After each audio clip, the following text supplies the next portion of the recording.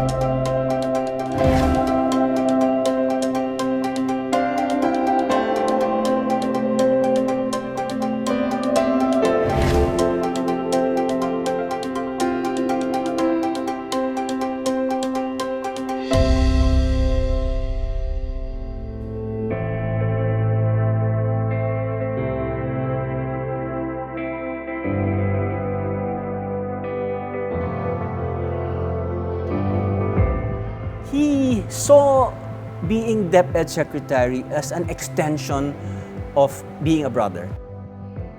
He saw that as an extension of the Lasallian mission, of serving the poor. I think that is a basic reform that government must provide all of its citizens.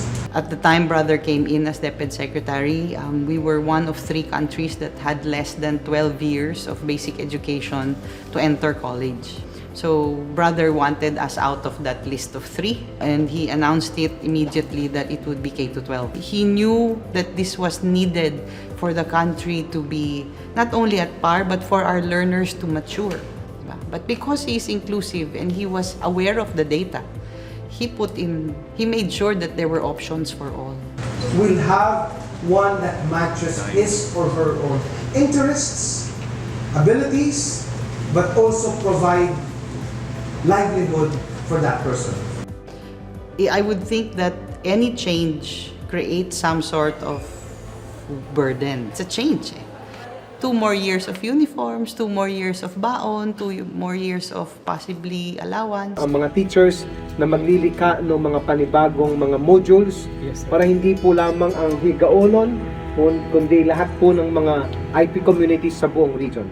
Very important na huwag makalimutan, no? Especially as we continue to implement the K-12 program, that yung vision for K-12 is not just additional years but culture-based education. No? So it has to be connected or linked to your context, specific context. In the case of IP communities, yung curriculum na nandun, na i-implement ng school mo, has to be linked to your culture. Hindi pwede yung, ito lang yung curriculum, wala ka nang pwedeng baguhin dyan. Yung vision na yun for K-12, in a way, draws from a very strong conviction on inclusion. One of the basic principles that the department wanted to embark on or to push forward was the principle of inclusive education. Secondly, it also pushed the department and the relevant stakeholders, the rest of government, to acknowledge that there were things that needed to be done. So the first value that Brother Armin really brought into the work and into the department was leadership. Policy formulation is grounded on an aspiration or purpose, and I think the purpose was very clear, that we provide quality education that is accessible to everyone, and there was that imperative that we needed to accomplish. He moved the system towards the right path. A good education leader knows where to take the education system.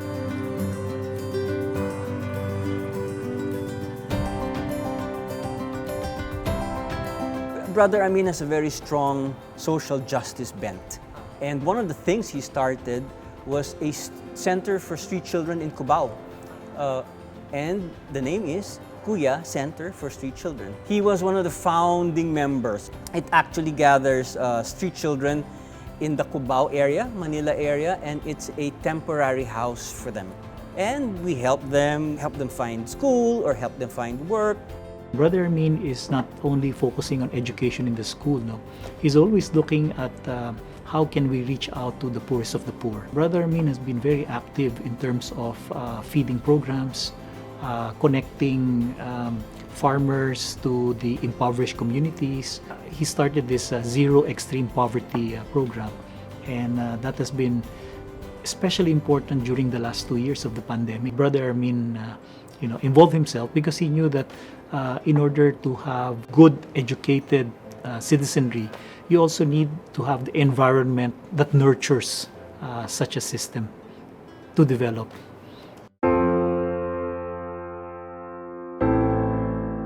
The mission of reaching out to the victims of the war on drugs is very much aligned with the mission of providing dignified care.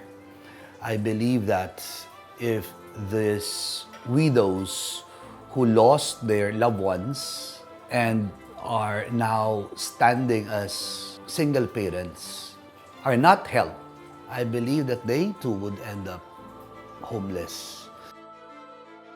And because I too have my own limitations, I had to reach out to people whom I believe not only are interested, but are most willing to be a partner in mission. And Brother Armin, if I could say, was no doubt that person. When he witnessed the graduation, which was creatively done, I remember him telling me with eyes that are wet, "Pucha pare, dapat ituloy natin to. Dapat ituloy mo tong sinimulan mo." Gusto ko yung mga younger students, younger boys, can always look up to me as a brother.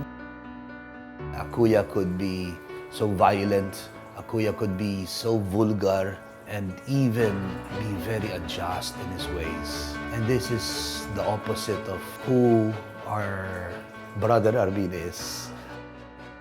Even in his regular work, he was always thinking of the country and of the poor people in the country. His heart was always with them. He was very much a Kuya, somebody you could depend on. Somebody who walks with you, and at times, he would also tell you to be the one to lead.